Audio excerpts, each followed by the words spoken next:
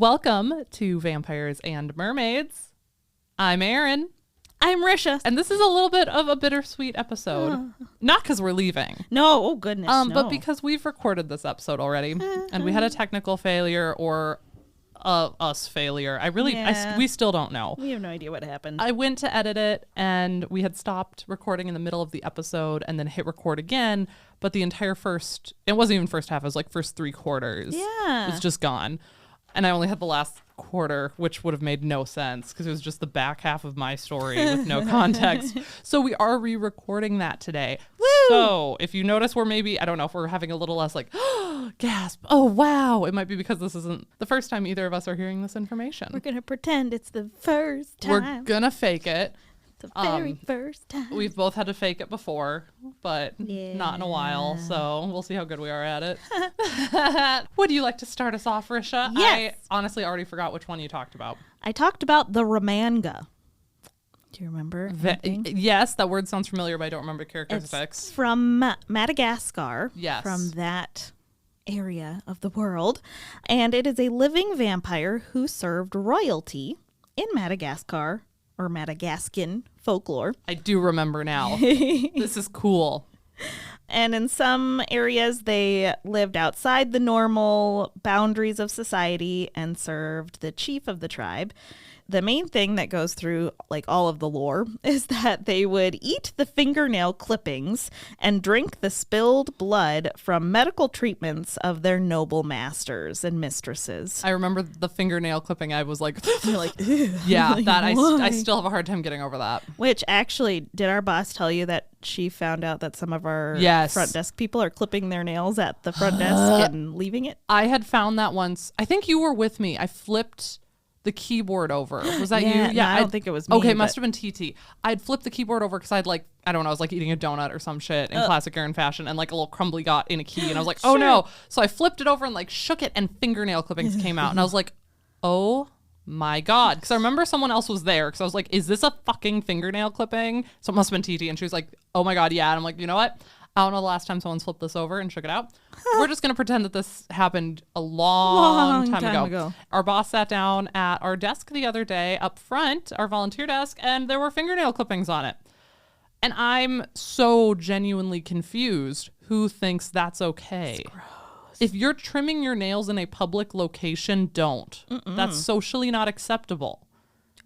But do it over a trash can. Right. That's fine. Don't just do it and leave your clippings on the desk. Like, where do you do it over a trash can? Yeah, I know. I do. I know somebody who does it over a toilet too. I do it over a sink. Sure. Which probably isn't great. Well, no, I just had my sink cleaned and 7 toothpaste caps were blocking it. Gross. Yeah. So I can see doing it over a toilet. Or Philip has done his outside before. He'll just go on our back porch. We live in the middle of nowhere. He goes on his back porch. He goes on his back porch. He goes on our back porch and just will trim his nails. It's great. You know, if I trim his hair even, like usually I do it in our kitchen if it's nice weather and I actually have the clipper charged up, I'll do it on the back porch because it's like, dust it off. It's not in the house. The birds are happy. I started leaving. Total tangent. I'm so sorry. No, go for it. I love feeding birds. As you know, I desperately need to refill my sunflower feeder. Also, the hummingbirds are back. So get your hummingbird feeders out. Very excited. I last year brushed my horses out really good and then brought a pile over and I left a little pile of horse hair by the bird feeders and I could watch the birds. They'd come and take it and bring them back to their nest because they'd line their nest with it. They're so happy. Yeah, I did read not to do that with long hair, i.e. human hair or like horse tail hair. Because they can get tangled, They can get tangled. Even though I've totally found birds' nests where they've made them like almost entirely out of horse hair because they just keep going around and around and around with it. But I only leave out the short stuff, like their back hair. I only leave out like their body hair. There's no good way to phrase that. That's the only hair I leave out. So I only feel personally responsible for this. If you go pluck one off of the hill, congrats, girlfriend. I did not kill your baby if something bad happens. Yeah. But anyway, so yes, nail clipping. Right. So these vampires collect them to eat them. I mean, good. Get them off the desk. Ew. Yes. But the main thing was they were keeping them away from the hands of sorcerers or witches and evil people that would do things with them, like spells and stuff. Keeping out of reach of that polyjuice potion. Yeah. Yeah, or there was also a source that said fetishes too would happen, which we've talked about that in several episodes so far. I don't love the idea of someone jerking off to just a handful of nail clippings, though. Just saying, that's what you said. The Batsilia or Batsilio people were in the southern part of Madagascar, and they were the main group that had the ceremonial vampire known as the Ramanga, the blue blood who serves tribal chiefs. That was kind of the main stuff about them. It's really hard to find anything more. There is a character in Young Dracula called Ramanga, or I don't even know if that's said right because I haven't seen Young Dracula yet. So soon. I don't know, right? Maybe soon. The form of this vampire is closer to our idea of what a vampire looks like usually. Human form, but undead and deadly. So there's the source that says that they were like servants to the royalty, and there are also some that say that they were just creatures that went out and killed people at night and ate their nail clippings. Nice. There's no period source material for this. They've all been kind of lore and back and forth stories that have been growing. Some say, yeah, it represents that person. That's the ritual roles. And others say just for their own appetites.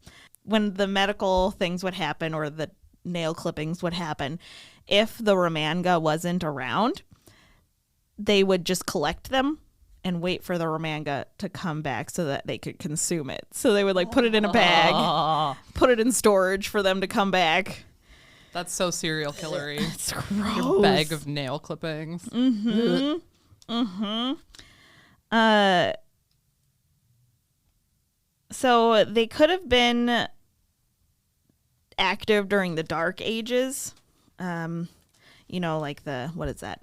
Like the 1100s to so are these like the historically real?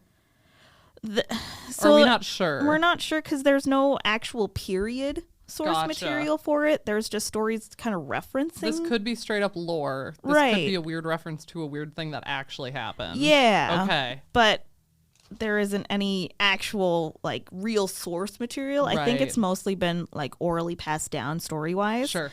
Because I'll read one that I'm not sure if this is somebody taking what I just told you and writing something. Right. Or if it is somebody writing this from what they've seen also. Because this also feels very like lower class family, has some crazy story about the royal family, right. And they have people who eat their toenails and right.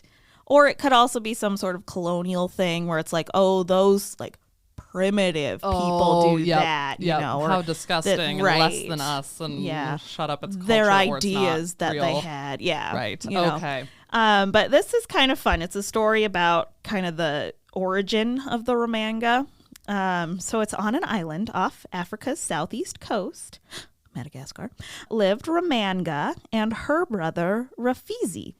And this time the ancestors of Vazimba people, to which Ramanga belonged, were patriarchal.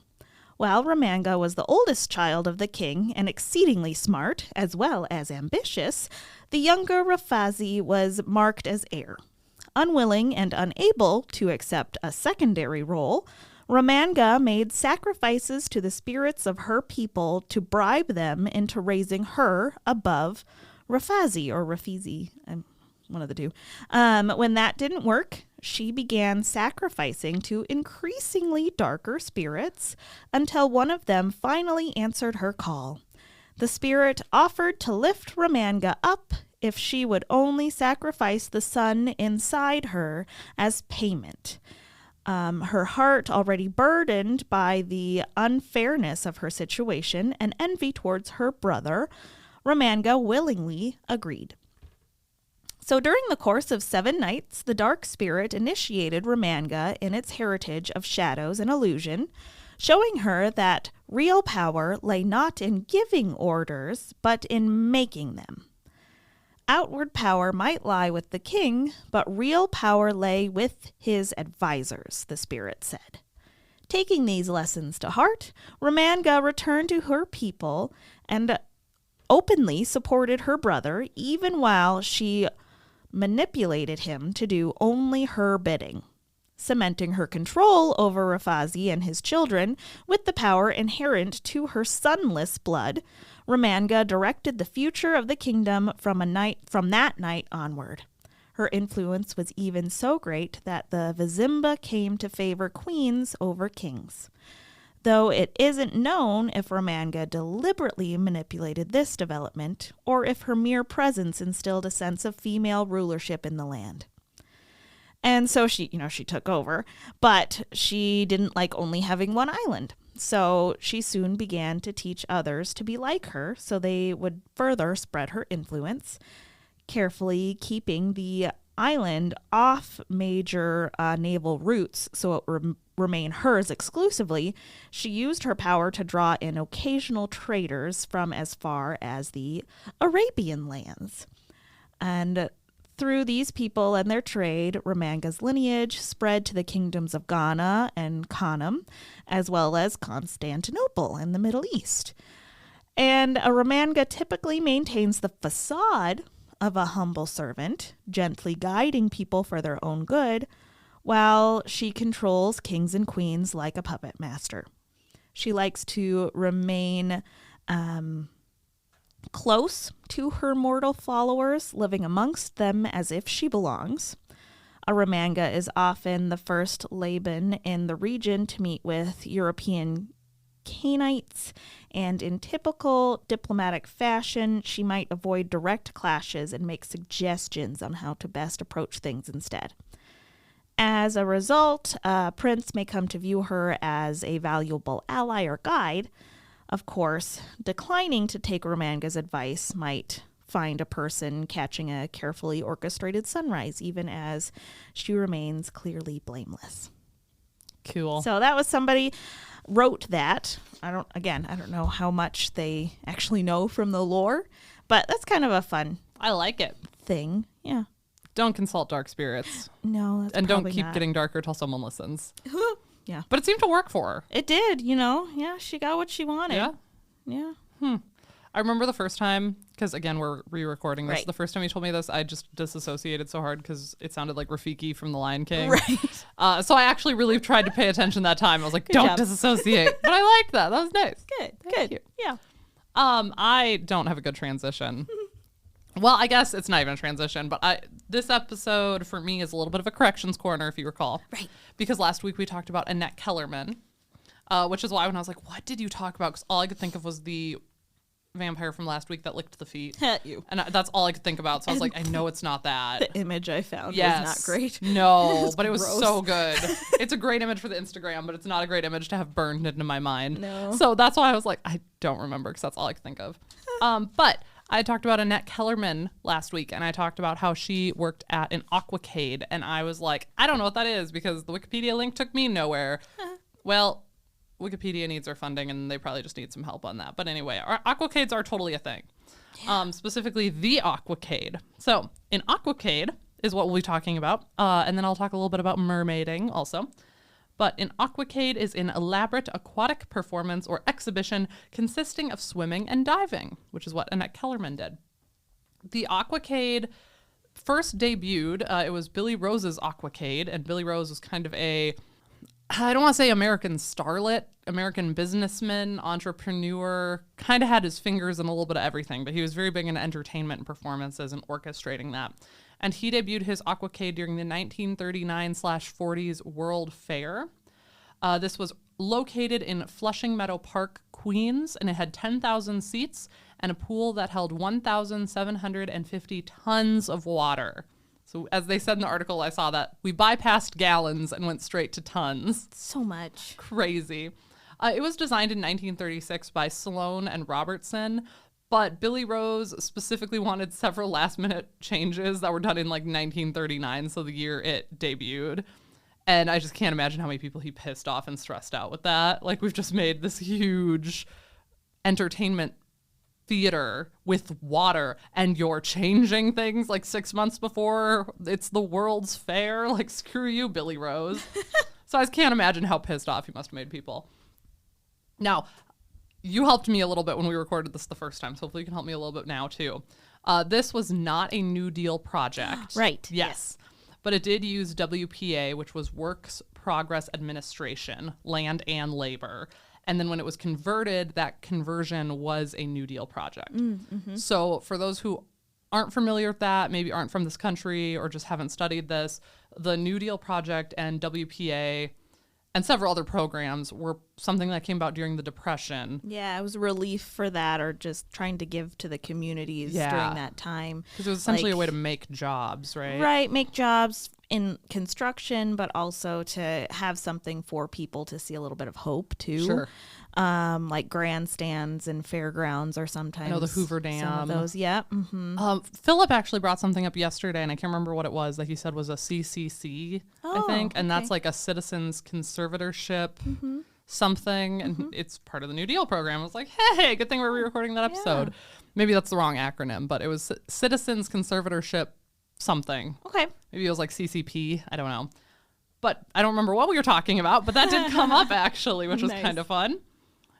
After the World's Fair, where it debuted, and they did several different performances during the World Fair, I just said it was converted through the New Deal project into the New York Marine Amphitheater. So they still did shows there and performances, but they also made it a public swimming pool.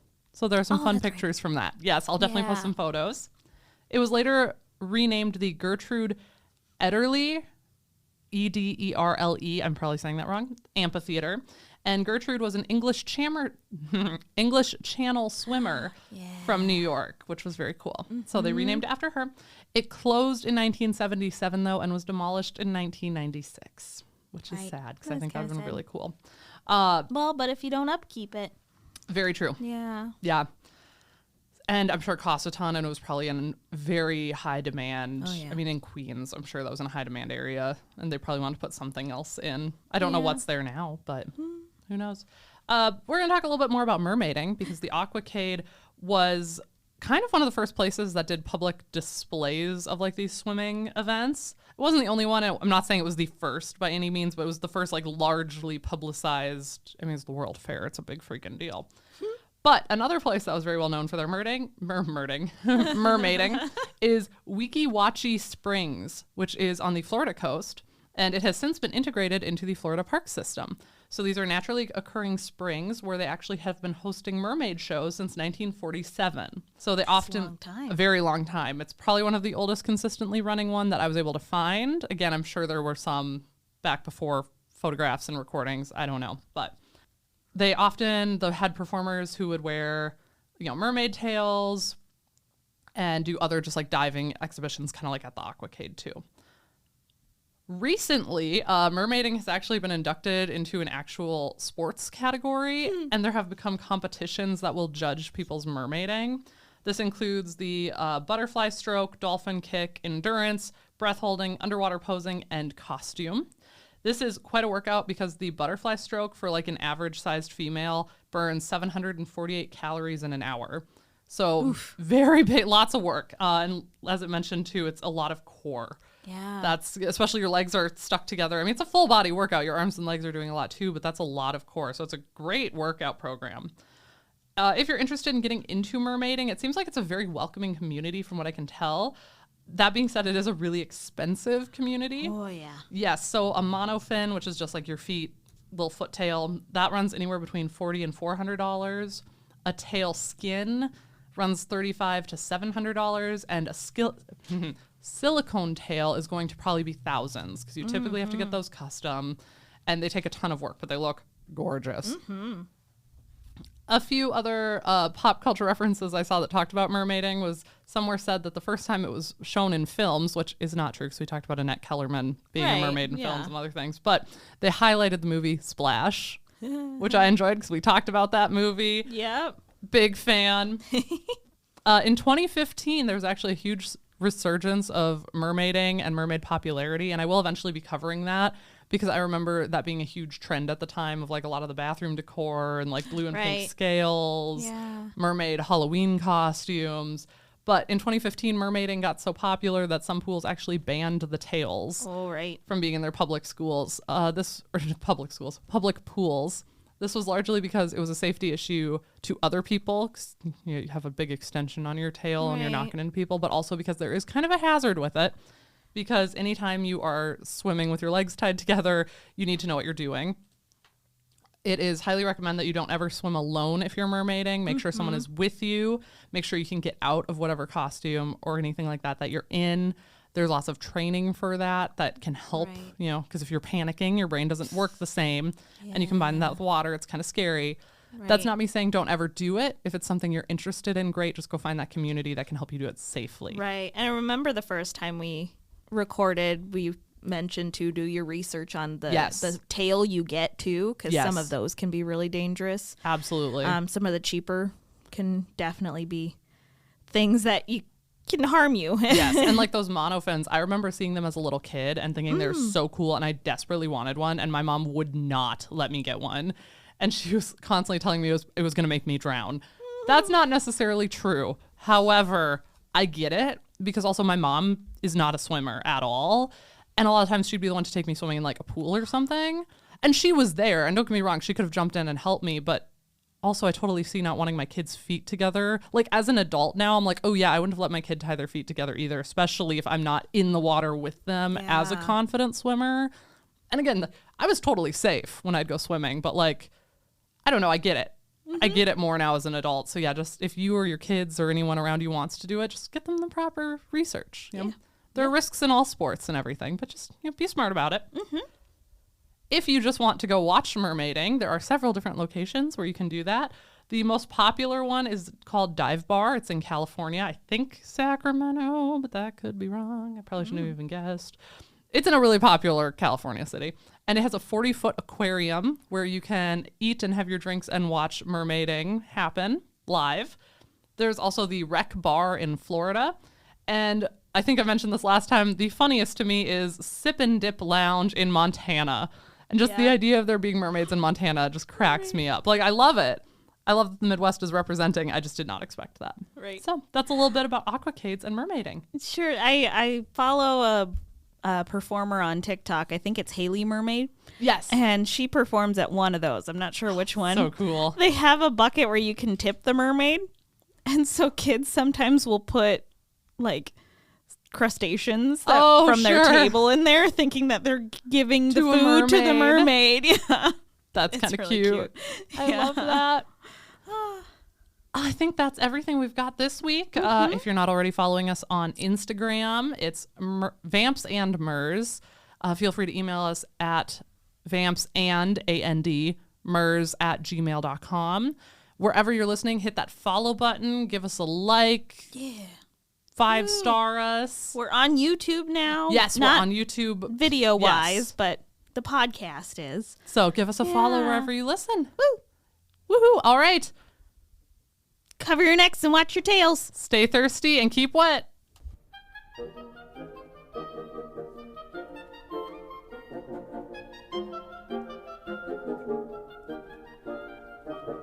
Obscurantism and obfuscation. Orally observed, gentle listener. Gentle listener. Gentle listener. Gentle listener. Obviated objects of oblivion. Obambulating about. Offered unto you. Offered unto you. Offered unto you. In the Tapestry Radio Network. TapestryRadio.org. From our fancy to yours.